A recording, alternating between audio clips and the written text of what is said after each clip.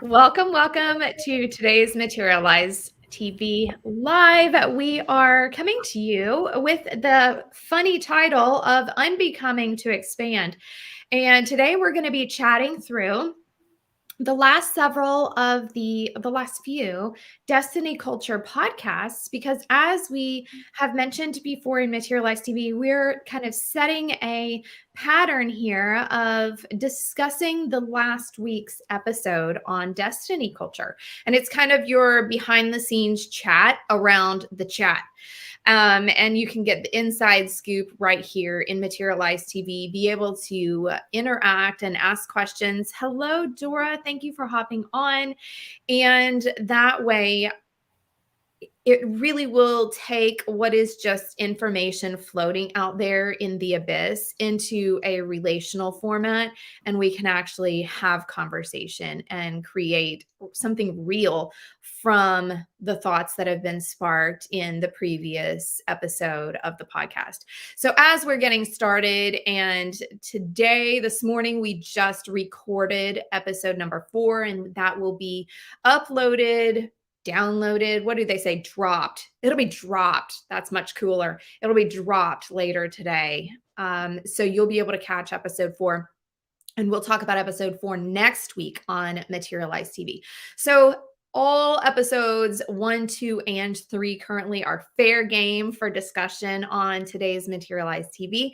And the reason why I chose Unbecoming to Expand as our title today is because that has come up in kind of a couple different places over the last week on different coaching calls and different conversations that have been happening behind the scenes, and how we really, in order to expand, which the ABCD process of Destiny Culture is all about expansion. That's really what we're doing, is expanding. That's what our lives are all about, is expansion, until we meet the one who is limitless and fully embodies expanse, which is the Lord himself. So the beginning of that, obviously, is to awaken and believe.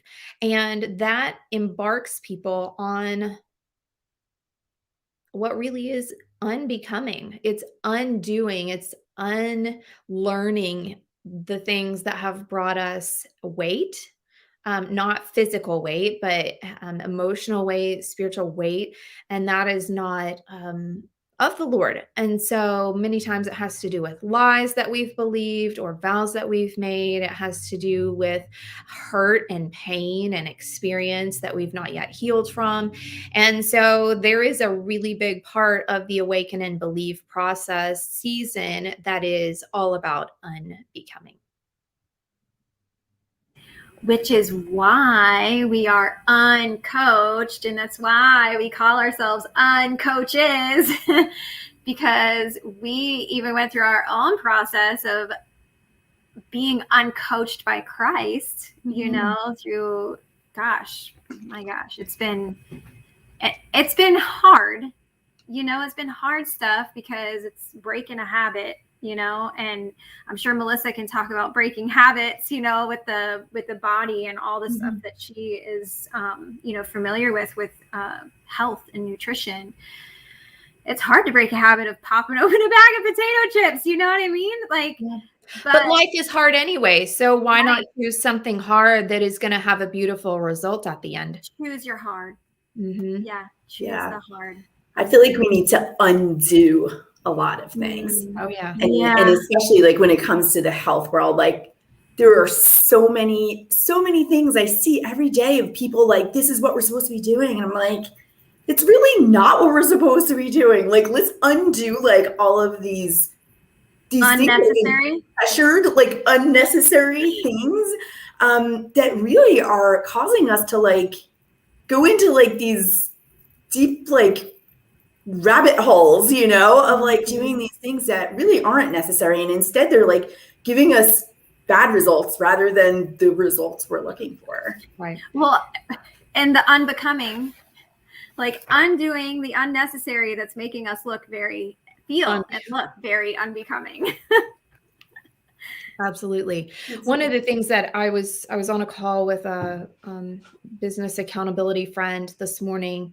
Many of you know her, Anna Gray, and we were talking about the concept of crowding out, which was a prominent concept in the Institute for Integrative Nutrition. But Anna is moving forward with helping people crowd out behaviors or results that they don't want.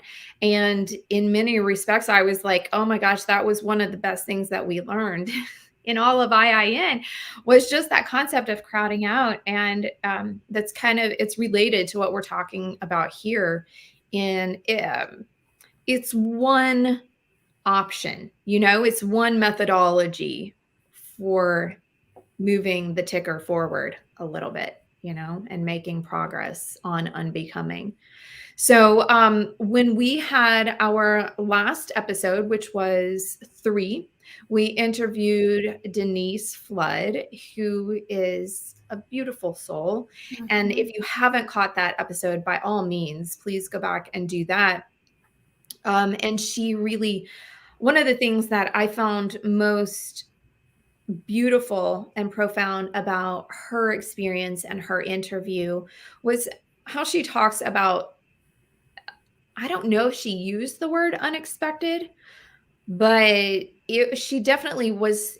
On the one hand, she knew that there was going to be some result in connection with her beginning to work with me, but that was what brought up the resistance for her.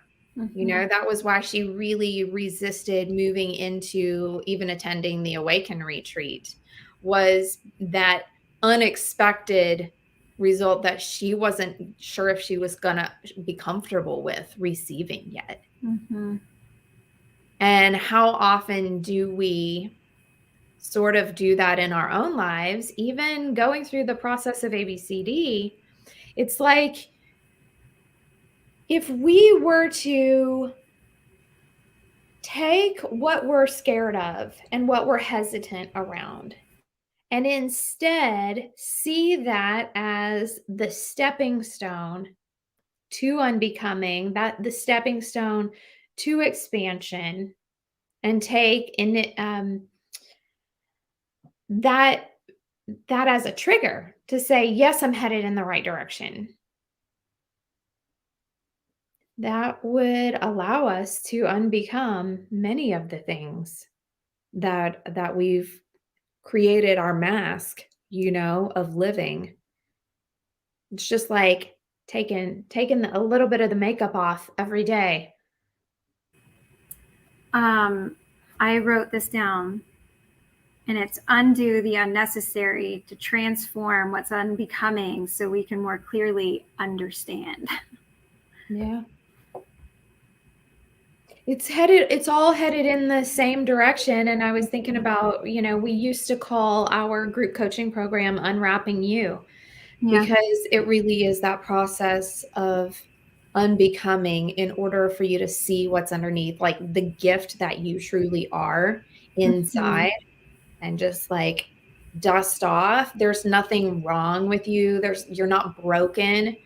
It's more a matter of just uncovering and dusting off, unwrapping, unbecoming what's been piled on top of you over the years, to see the beauty and the shine underneath. Something is coming to my mind, and kind of our process to where we have gotten to. And the many different, because you mentioned Unwrapping You, like that was a part of something that we offered. And then even myself, way back in the beginning, when I first started working with you, I was a life purpose coach. That's what I was working with women on uncovering and being able to do. And so looking back at our pieces, if you will, has been such an important part to like building and equipping us to be able to do what we're doing now, and the moving into the Roots group and really just pouring into women wherever they are at in their life, business, whatever. And I wanted to speak to that because I know there's a lot of business women in this group who are here because of business or they have a business. And I've also had somebody come to me and say, why should I work with you? You've done so many different things. How do I know you're not going to change from what you're doing now to something else? And it's not that we have changed. We've just been expanding and evolving and growing. And so I say that as an encouragement to those of you who are thinking in your mind, like, oh, I've done a little bit of this, and then I moved on to this, and then I moved on to this. And there is purpose in that. Go back and write those pieces out, because I guarantee you, looking at what you're doing now, and I know, Melissa, you can speak to this, my gosh, and those pieces are very, very, very important to where God has brought you and where he's taking you. Mm-hmm. Yeah, that's really good. And, you know, as you said, like, you've done so many different things. Like, why do people work with you? And I think about it myself sometimes, and I'm like, I have done a lot of things, but when I really look at all that I'm doing now, like, they're all part of what I'm doing, you know, fine, hormones, that's really, yes. Okay. We're getting down to that. But really what we're doing is working on all of these other pieces that are going to, in the end, help you balance your hormones, you know. But there are all of these things, and what really hit me was like our spiritual gifts in church. Like, that's what I do. I help in leading the group where we determine your spiritual gifts, but they change. Mm-hmm. And like, we tell everybody, like, you need to do this like every year or every 2 years, because, and even myself, like, I've seen, even when you take the quizzes and find out, like, my gifts are changing. And that's what we are here. Like, God has put us here and has us here for different, you know, different things in different seasons. So like, it all becomes a part of you, you know, and like, we learn from all of these different places and these different things we've done. And it only helps us to expand so that we can go deeper into the things that we are doing now. Mm-hmm. Absolutely. Yeah. Yep. I don't know who it is that commented, but it says Facebook user. It says, yes, you've grown tremendously. Just watched a video from last year and the growth is obvious. I wonder what video that is.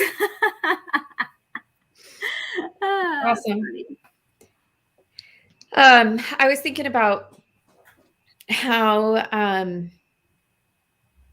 I was having a conversation again earlier this morning, and how many parallels there are. It's crazy. Mm-hmm. So we were talking about, there are several just other business owners who are, in terms of revenue, farther beyond myself, and how, you know, in the millions and millions and millions, right? And one of them had shared, I don't know if it was a post or whatever, in a training, like, year by year, the pivots over the years, same thing. It just because you're not where your mentor is, or just because you're switching gears and afraid to do so, doesn't mean it's wrong. It's not wrong. Quit making it wrong. Allow it to be right. Give yourself permission, because my goodness, if I'm not pivoting, guess what? I'm stagnant. Nobody wants that. It means that I wouldn't be growing. If I don't learn from something and then pivot as a result, I really haven't learned anything. Yeah. And I think that when we're open to what God is calling us to, like, it just brings me to Isaiah, I think it's 6:8, where he said, send me. And it's like, he's going to send us wherever we need to be. And that means we're pivoting, we're changing, and we're doing whatever it is that he's sending us for in this time.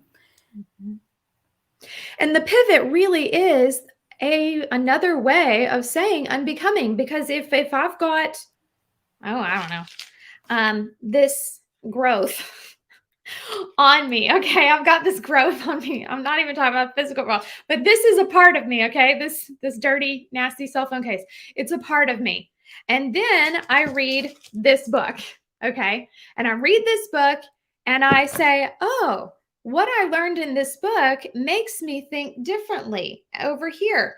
I no longer think I need this anymore. I'm going to take this off.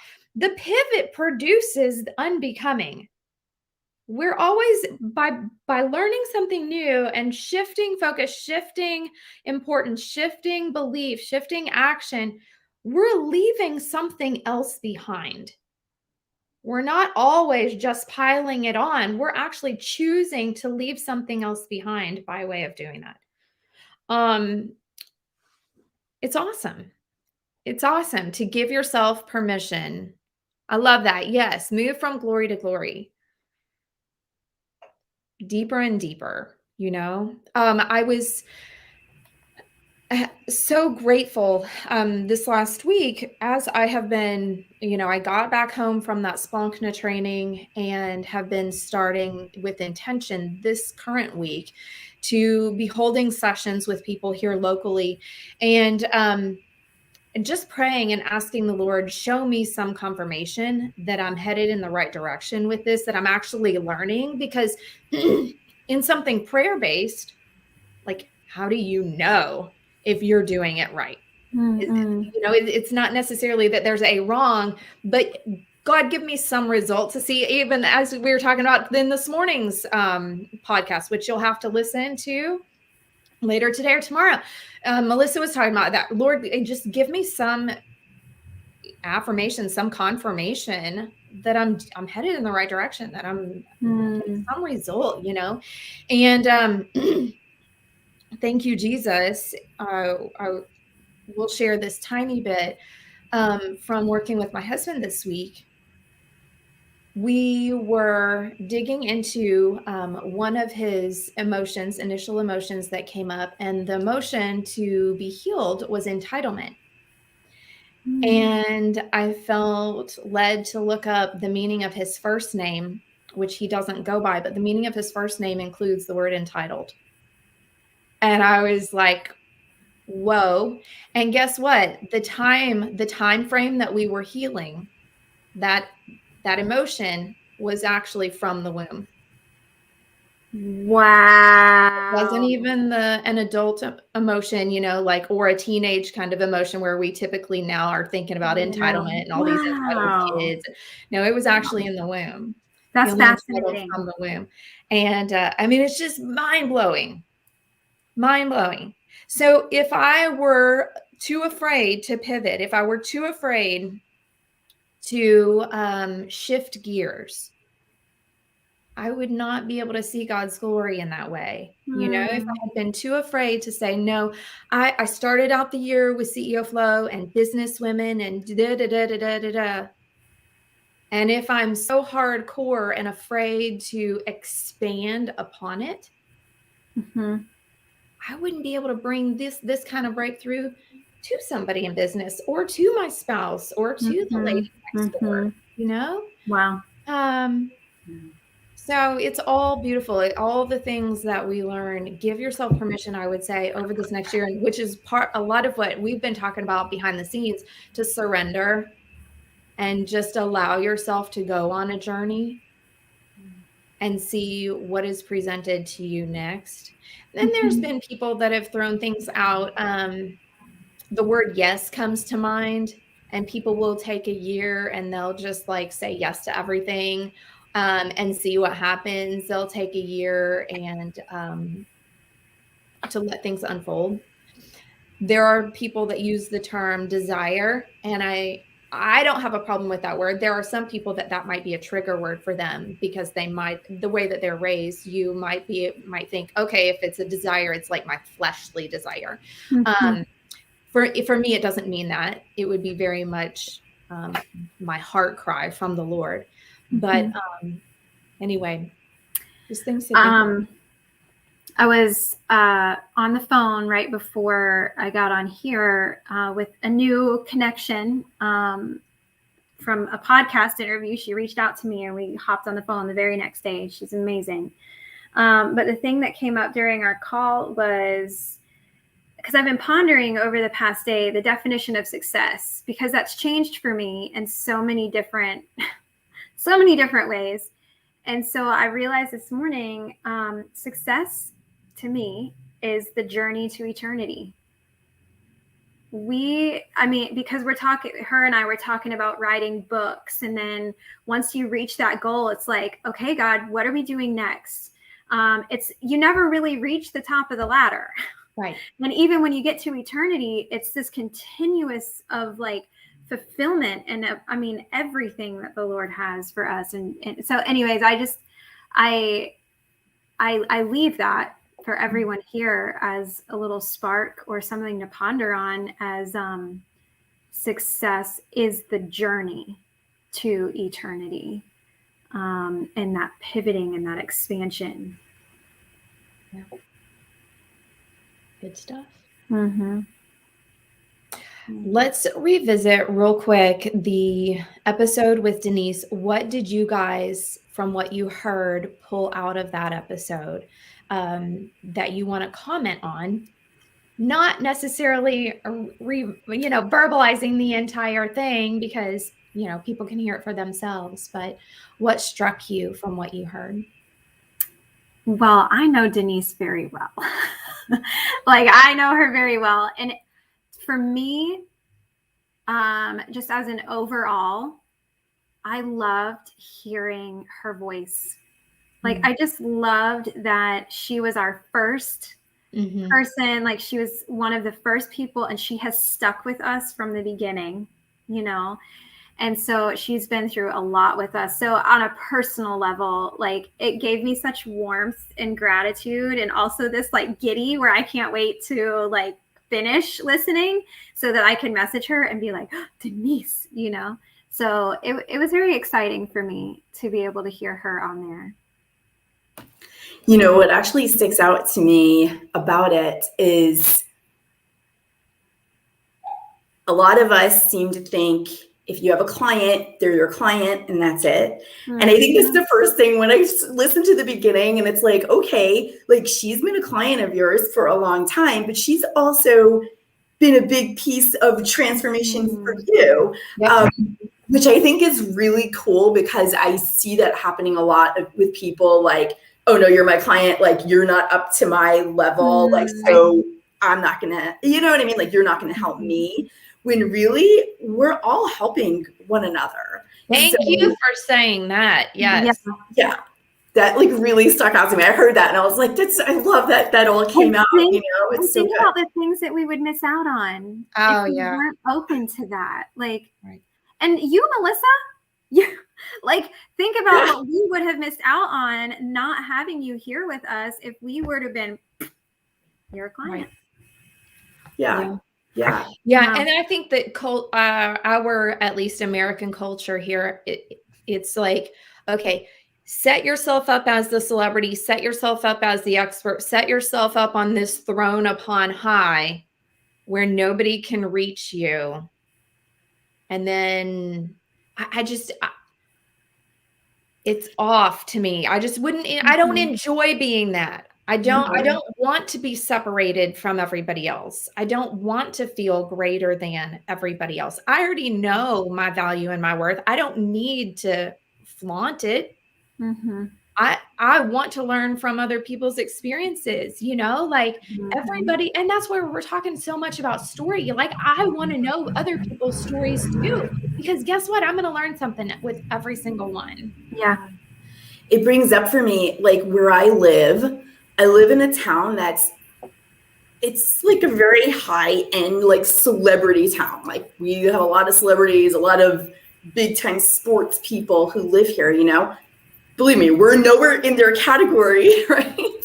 But what's really interesting is we run into these people like anywhere and everywhere, and they're just normal people. Oh yeah. And I feel like we need to start looking at that. Like, everybody looks at like the online entrepreneur, like, okay, this person's making millions, so they're in a different caliber than us, when really absolutely not. We're all just people. They might have, they might be doing this thing that makes them celebrity, that makes them known, but they're just normal people. I mean, I used to run head just like everybody else. They have the same fears and doubts that everybody else does. What? They have boogers too. Yeah.